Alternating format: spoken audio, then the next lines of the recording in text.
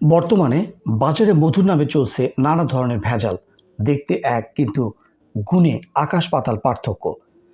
তাহলে প্রশ্ন হলো, আসল বিশুদ্ধ মধু চিনব কিভাবে? চলুন জেনে নেই খাঁটি মধুর কিছু গুরুত্বপূর্ণ বৈশিষ্ট্য। 1 নম্বর বৈশিষ্ট্য হচ্ছে, বিশুদ্ধ মধু সাধারণত স্বচ্ছ হয়। রং হালকা বা গাঢ় হতে পারে, কিন্তু এতে ঘোলাটে ভাব থাকবে না। 2 নম্বর পদ্ধতি হলো, খাঁটি মধু ঘন এবং আঠালো ধরনের হয়। এটা খুব দ্রুত পানির মতো ছড়িয়ে পড়ে না। 3 নম্বর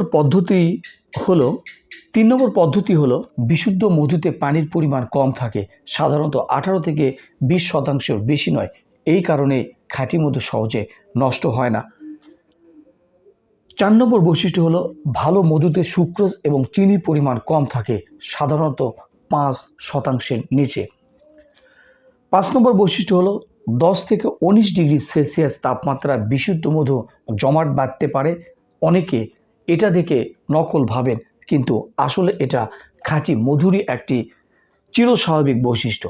মনে রাখবেন, সব পরীক্ষা ঘরে বসে করা সম্ভব নয়, তাই বিশ্বাসযোগ্য উৎস থেকে মধু কিনাই সবচেয়ে গুরুত্বপূর্ণ বা বুদ্ধিমানের কাজ।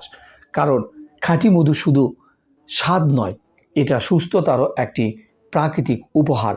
ভিডিওটি ভালো লাগলে শেয়ার করুন, আর মধু নিয়ে আরও সত্য তথ্য জানতে ফলো করুন রেড সান পেজকে। Thank you very much. Thanks for watching.